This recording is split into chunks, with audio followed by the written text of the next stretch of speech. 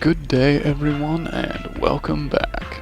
Before we get started on today's subject, I just want to thank Top Hats and Champagne for giving me an absolutely stellar first ever live stream experience. It lasted for, I believe, 7.5 hours, and it was the most fun I've had since I think October. Here's a little snapshot of why it was so much fun, just from the after party.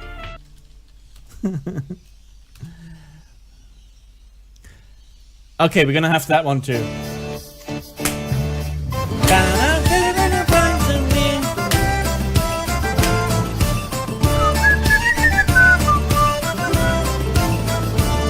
Ach komm, du Schöne, bring den Wein Zu mir, bring den Wein zu mir. Monster hier, oh komm, du Schöne, bring den Wein zu mir. Es ist doch Wein und Weib.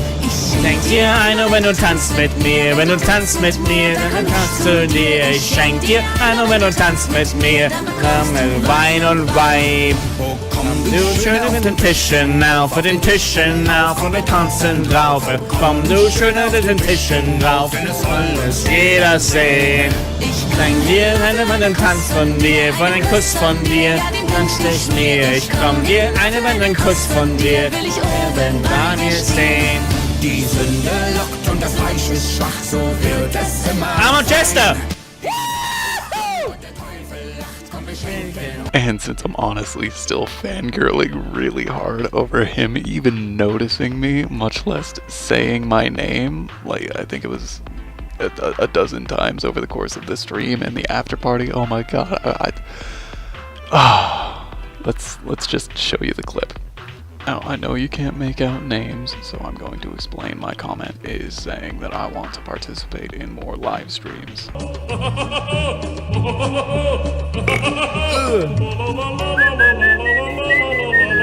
Sounds good to me, ArmouredJester. But I'm not saying the live stream is over, I'm just saying that I'm not doing Anita anymore. And there's two reasons why I'm going to be showing you more of this.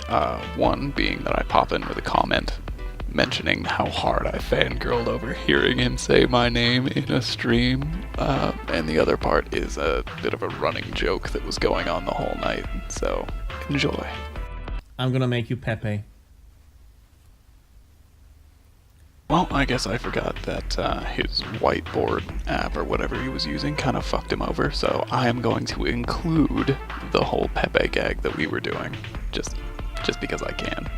I need to tell me more. Actualizes them. Meow and KEK. You know, all you fucking real misogynists who told me over the years that in order to shut a woman up, you have to make her give you a blowjob. You are scum. Everything you need to do is to put Pepe over her head. Not a bag, just Pepe. Hey Anita, tell me. Oops, can't. You're a Pepe. Anita, no, oops, can't. You're a Pepe. Anita, tell me more. I was saying, oops, can't. You're a Pepe. I love it. I love it. Going back to what I was actually talking about, this son of a bitch made me fangirl so hard just by saying my name. It made my whole night. The stream ended and I got to participate in the after party. We had a load of laughs and tons of fun. If you know about me but don't know about Top Hats, go check his ass out. At the time of writing, we were in the after show party is what he called it, for 4 hours. It was a non-stop blast. Falco was getting so drunk, but he was so determined to keep it going for us. Good guy. Also, shout out, I promise, to Stiphakius117 for being such a cool guy to subscribe to me in the middle of the fucking stream. Really, thank you. Also, shout outs to everyone who was there having fun with me. Garrick, Tayfoon, Bogan Mike, Shannara, Megalo, Unforgiven. I know I'm forgetting a few, but really, thanks to everyone for making it so much fun. Now, finally, after almost 5 minutes, we're on to today's topic. I think, in honor of Tax Stream, I'll do Anita's latest tropes video. We had a hell of a time with it, and now I'll take a semi-serious look at it. Oh, fuck, I just realized there's gonna be 12 minutes of her shit. Kill me now. Wait! Is that Res 5? Conclusion? It's fucking sexist and needs to change for me! Me!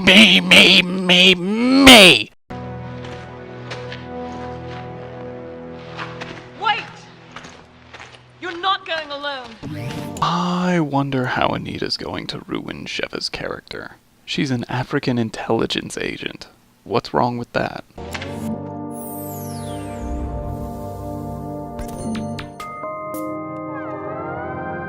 Season 2, eh? I wonder whatever happened to Season 1. Is it just hanging around in limbo?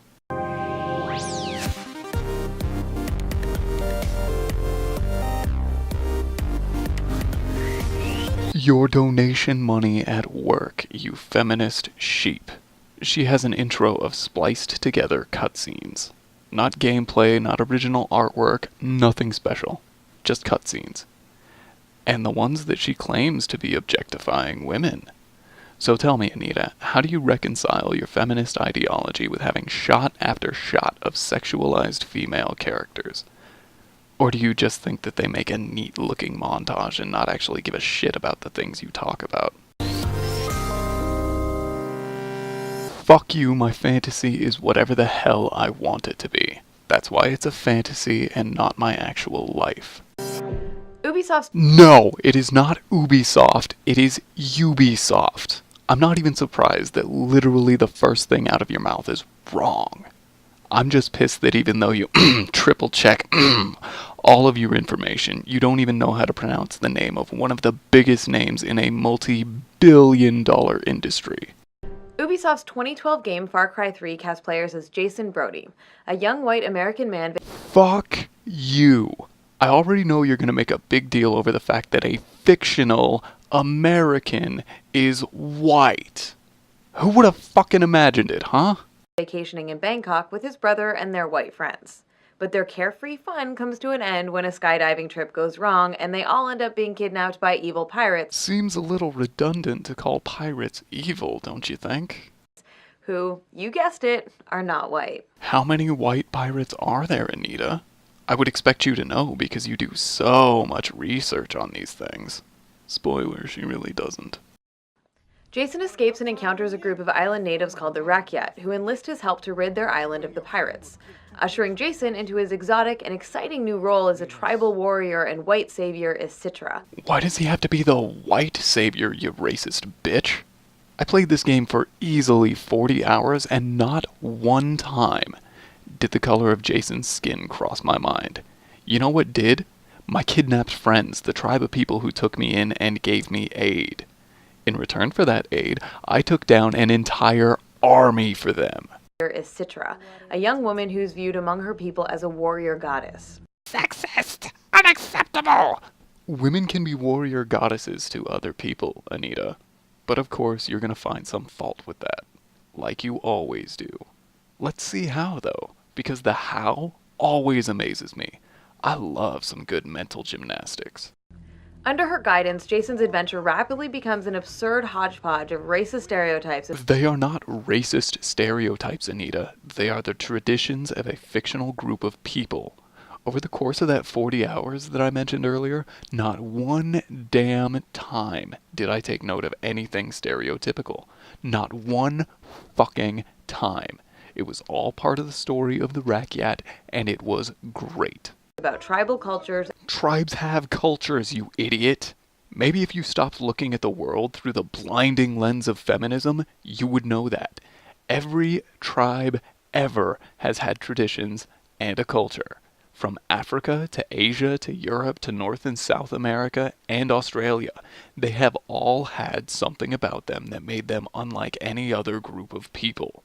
And brown women. And guess what? Tribes in Africa have women. The fact that they have dark skin does not make it racist to include them. Would you prefer that this fictional African tribe have nothing but men? No?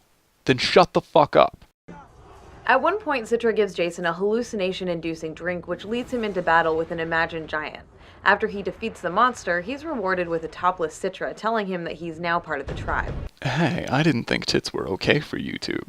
I'm surprised that you were able to get this video up. But of course you're critiquing the game and its story, just like I'm critiquing every aspect of your video.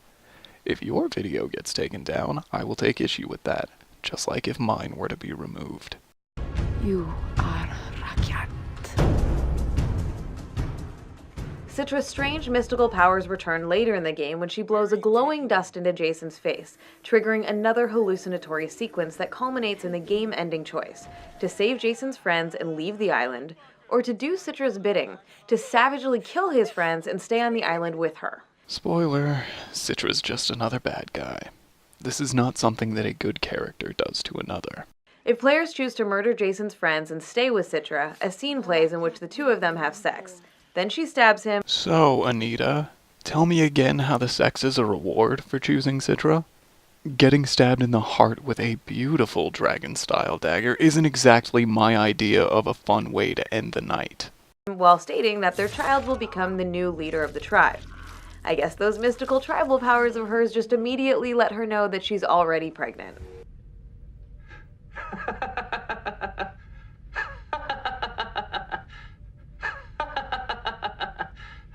I think that's just going to be my default way of letting you guys know that I don't think the person's joke was funny. Fuck you, Anita. I'll be yours. On one hand, Citra is yet another example of a female character whose sexuality is presented as a motivator and reward for the presumed straight male player. Fuck you twice, bitch. We are the presumed player because we are the largest demographic giving the companies money, so they cater to us. Don't bitch about basic economics to your brainwashed fanbase, because people like me will come and call you on that shit. But there's something more insidious happening with Citra. Her body paint and magical powers suggest she practices some sort of tribal mysticism. She obviously does, you moron. If you had even played the game, you would know that. You said yourself at the beginning that she's seen as a warrior goddess. There's a reason her people believe that. The evidence that we as the player have to go on is the hallucinogen that she gives us to fight the imaginary giant. If memory serves, it was derived from cave mushrooms. And the glowing powder that sends us on another trip. Sure, it may not be actual magic, but put yourself in the shoes of one of her tribesmen. The woman can appear to alter reality to her will. Seems pretty mystical and godlike from that perspective. Which also roots her in a long-standing tradition of racist stereotypes. Stereotypes come from somewhere. In this case, it is common to this very day for African tribes to partake in mysticism, witchcraft, and voodoo. Looks like someone didn't do her research. I don't even have to yet because I recall all of this from previous studies. These elements of sexism and racism. Whoa, where the fuck did you get sexism from? You might be able to get away with pulling that crap on your audience, but nothing gets by someone who has to watch every second of your propaganda 4 fucking times to edit it. You can't just pull shit like that out of your ass and expect to get away with it. Not on my watch. Intersect, turning Citra into a stereotype of an exotic, primitive, mystical, savage, sexualized woman of color. Okay, first, I hate the term of color. It's just one mental flip away from colored. You know, that thing that was used to describe blacks, Asians, Hispanic, and everyone who wasn't white back when America, on the whole, was racist as shit. I think it's disgusting and should never be uttered by anyone with respect for a race that is not their own. Now, in order of the other bullshit you spewed. Exotic. She is from a faraway land. Exotic to both the American and European players of the game and Jason. She is, by its very definition, exotic. This is not a negative character trait, and you are a racist for trying to make it out to be. Primitive. Rather subjective, I'd say. What I recall is that they had an intricate social structure, modern vehicles, weapons, and tools. They also had some above-average homes for being in Africa. And they've had enough contact with the greater world to collect these things and learn English en masse. That doesn't seem very primitive to me. They've simply elected to hold on to their tribal traditions. Mystical. They apparently believe in magic and spirits and shit. They're mystical. Savage. They're fighting for their lives against pirates, a private army, and Mother Nature itself. As I mentioned earlier in the rant, they know English and took in a perfect stranger with the hopes of getting his help.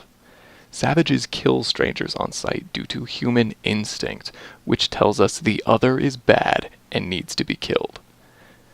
Sexualized. I don't even want to do this one. She isn't sexualized by anyone in the Rakyat, and she uses her sexuality to her advantage, as do practically all the women you love to piss and moan about. That's all I'm going to say for now, since I know we'll be revisiting this quote-unquote point later. This linking of sexism and racism is an example of what's called exotification. Exotification occurs when a group is treated as inherently different, alluring, and strange. Oh, yay. I've actually been waiting for this part. I'm off to do another capture. Let's see what Merriam-Webster or Oxford have to say on the subject. Alright, so I typed in exotification, and it looks like the social justice crowd has beaten me to it. Wordnik. Ha. Exotification defined at dictionary.com. Interesting. Well, given that all of the results that I got on this first page are social justice bullshit, let's go look at an actual definition, shall we? Definition and meaning: Wordnik, Wiktionary, dictionary.com. I'm actually not sure if that's reputable or not. We're going to err on the side of caution and say that no, it is not. English Dictionary, Wordow, whatever. Blue Stockings Mag. The fuck is that? Wikipedia, not a reputable source. No matter what you say, Wikipedia is not reputable. Wordnik, everyday fucking feminism. Answers.com, some bullshit. TheDictionary.com, TheFreeDictionary.com, so you know it's some shit. Anyway, my point is that exotification is not a recognized thing. It's some social justice bullshit. Like a lamb to the slaughter. For instance, when certain white men falsely view Asian women as inherently more obedient or submissive than women from other cultures and sexually fetishize them as a result of these false notions, those women are being exotified, and their race is falsely depicted as the defining aspect of their character and personality. America, so far away. Not so far away that I'll forget you. I don't even want to bother with everything that's wrong with her assumptions about other people in that last bit. I just want to point out that she chose films that are 59 and 60 years old, respectively. It's almost like she thinks that American culture hasn't changed and grown away from that mindset over the last half century. For the purposes of this episode, we're focusing specifically on racist stereotypes of tribal and indigenous cultures. It is neither racist nor a stereotype if it is accurate or regarding a fictional group of people, Anita. But it's important to note that women of color from any background can be, and often are, stereotyped and exotified. Do I have to copy that clip of me calling bullshit on the term exotification? Sometimes black female characters are exotified entirely through clothing that simultaneously sexualizes them while also evoking racist stereotypes. Sheva is not sexualized, Anita. She is simply attractive. Does that make you jealous? Maybe you should spend some of your $1 million on some elective plastic surgery. You're also completely glossing over the fact that because Sheva is from a fictional African tribe, it makes perfect logical sense for her to want to wear traditional clothing from that tribe. There is no issue here except for social justice warriors who think everything is sexist, everything is racist, everything is homophobic, and you have to point it all out. Don't fucking interrupt me. Even though, yes, that is exactly what I was getting at. 2009's Resident Evil 5 introduced a new character to the series, Sheva Alomar, a Bioterrorism Security Assessment Alliance agent who joins Chris Redfield as he confronts an outbreak of infected in a fictional region of Africa. She is an awesome character. Not only is she physically attractive, her accent only makes it better. And I guess she's loyal to her partner, quick on her feet, quick to make decisions, she has no fear, and she wants what is best for her people. The first time you play through the game, Sheva looks like this. However, once the story has been completed, if players also collect all 30 BSAA tokens... Nitpicky asshole alert! They're not tokens, Anita. They're emblems.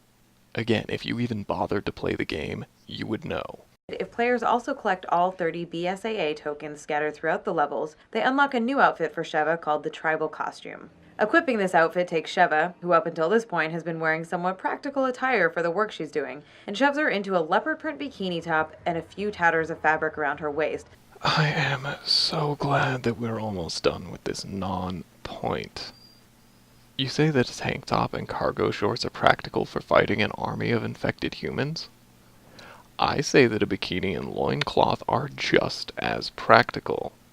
Prove to me that I'm wrong. While also applying paint markings to decorate her face and body. It's tribal body paint, Anita.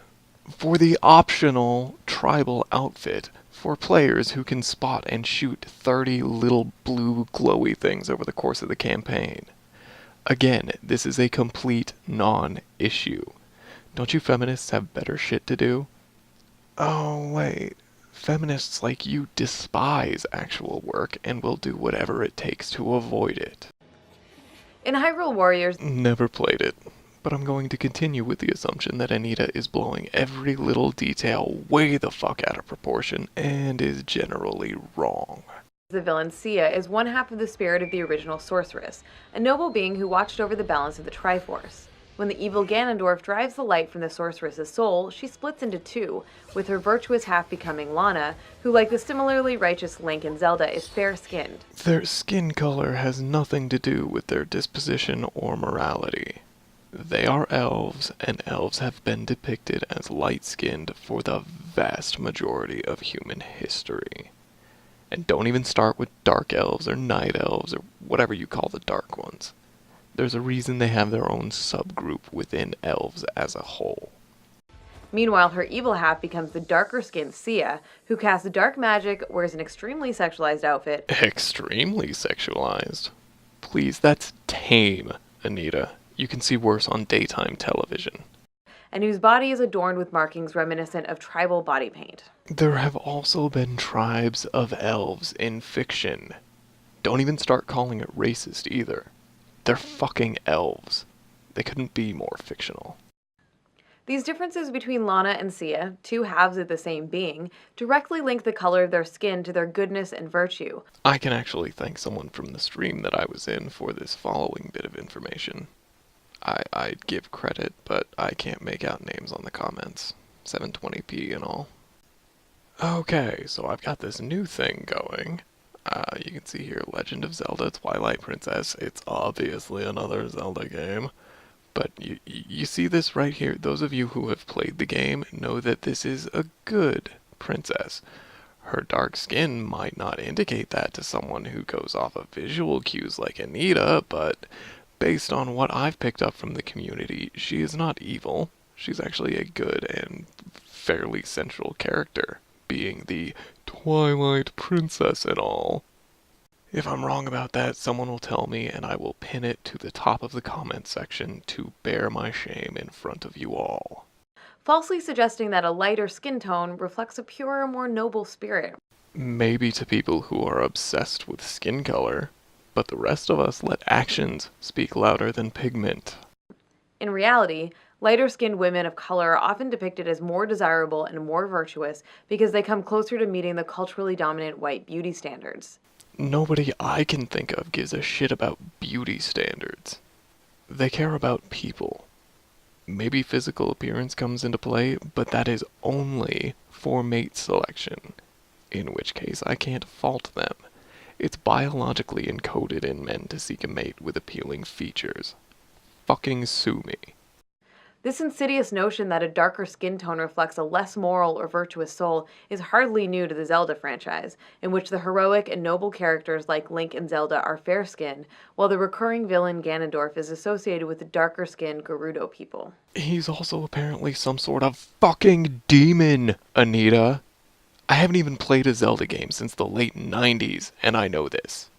You get paid to do this, and I'm better at it than you are. In Diablo 3, there are 6, soon to be 7 classes to choose from, but only one of them is represented by black characters, the Witch Doctor. Guess what, Anita? Witch doctors are a real thing. And can you guess what color they are? You know, I don't give a fuck what you think.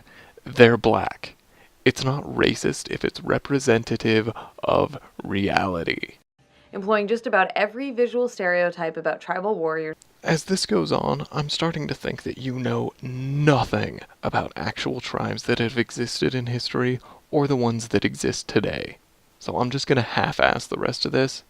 It's been 3 hours, and I've only done 25 minutes worth of telling you how fucking wrong you are. In the book. Elaborate piercings, skull masks and body paint, and carrying voodoo dolls and shrunken heads as items of power. Those are all things that actual tribes have done. I'd bet $1 million that Blizzard did more research for this one class of characters in their games than you've done in the last year. The Witch Doctor is a caricature of tribal identity rooted in centuries-old racist imagery. It's not racist if it's accurate. That has no place being perpetuated in the 21st century. Hashtag current year. Hey, did you guys know it's fucking current year? Because I had no idea. This news is just getting to me. And this is nothing new. Harmful, ignorant, racist stereotypes have been used in the design of supporting characters and enemies in games for decades, and often the result is female characters who are both sexualized and exotified. That's a succubus, Anita. A literal demon of lust. They wouldn't be very good demons of lust if they weren't attractive. And I wouldn't be surprised if you didn't know that there's actually a male version of exactly the same thing. It's called an incubus. This isn't a problem, and even if it was, it's not a woman problem like you so obviously want it to be. Have you come to kill me?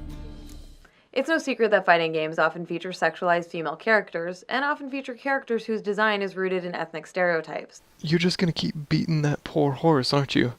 Even though it's been beaten for the last 5 years?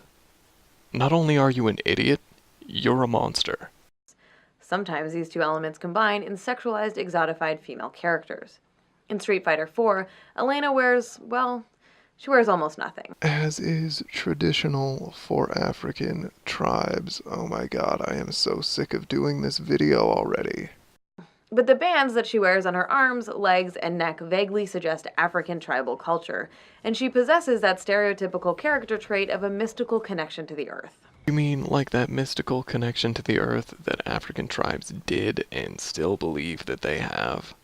That connection to the earth? I'll show you my dance. You ready? All these stereotypes are anything but harmless. Here in the United States, racist images and stereotypes of black women have been doing tremendous harm for centuries. In fact, false ideas about black women as inherently hypersexual beings were perpetuated in Southern slaveholding society. This was a time when oppressive Victorian ideas still held sway, creating a false sense of womanhood as inherently domestic, submissive, chaste, innocent, and modest. But the reality of black women's lives as slaves was irreconcilable with these notions.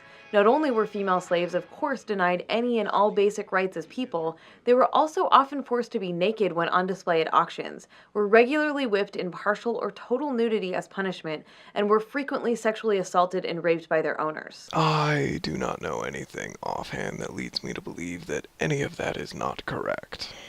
I'm also just gonna let go of the fact that she talks about black women being hypersexualized while on screen there is a black woman fighting against multiple men.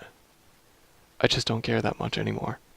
I wasted all my energy on shit that I actually do know about. After considering it for like 30 seconds, I've decided I'm gonna take a break. I'll be back to work within the hour.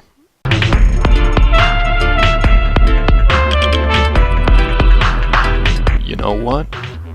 On second thought, we're gonna split this one up into 2 parts again, because it looks like this is shaping up to be another 60 or so minute video, and I don't want to struggle to get it uploaded. I also want to spend some time with my adorable nieces while they're here. Thanks everyone for making it this far. I'll have the rest of this done tomorrow morning. I sincerely hope you have a good one, and hope you'll join me for part 2, where things actually get cited. Oh, and before I forget and piss like 5 people off, I promise to immortalize the Kekistan national anthem on my channel. So here you go, Kekistanis. You have deserved my own self-composed national anthem of Kekistan with your $58 fucking donation. Camera, pan up. Oh, here's the end of my bar. This is where my bar ends. Okay, here comes the national anthem. So Ronan, I am just composing a new national anthem for Kekistan. Here it comes. Oh, Kekistan great, I won't take your bait. Tell me more, did you get it? Does he look like a bitch? Interrupting cow. Emma. Alright, I'll deal with you in a second. Let's try the Kekistan national anthem again.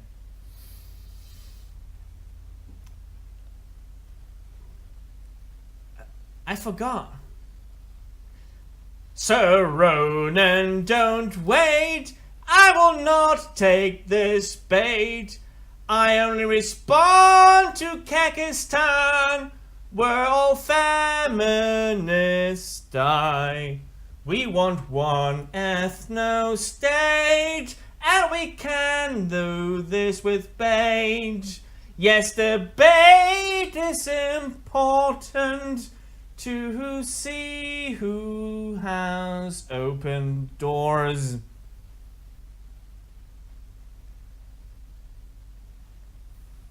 For the KEK that we see, for without KEK we'd be nothing but mud, and my face in your bud. Oh, my face is now brown when it should be so green. Oh, I stop this better now, or I'll have to listen to Ween. It was a pretty horrible band. Okay. Anyway. Fuck. Oh, look. My thing is there. Right. If nothing else, I am a man of my word. Well, with all of my promises fulfilled, I certainly hope you enjoyed today's video.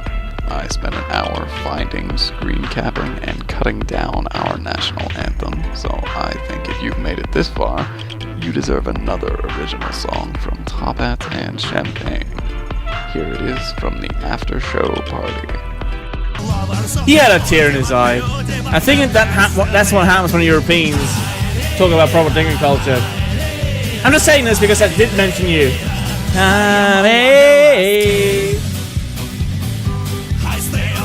Oh yeah, Spray KTV. Well, no, truth be told, I was always a very attractive man.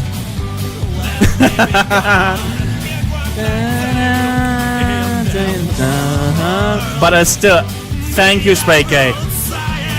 And thank you so much for all your dedication to this. Love you, man. String coming tag. Say hello to my 6 subs. Hello, 6 subs of ArmouredJester. Hey! ArmouredJester, ArmouredJester, ArmouredJester, ArmouredJester. Hey!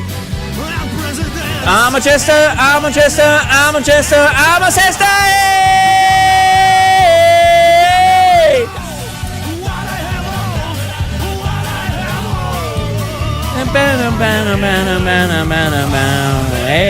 Oh God, he's such a cool person. If only he wasn't married and I wasn't engaged, I would definitely do some butt stuff with that man.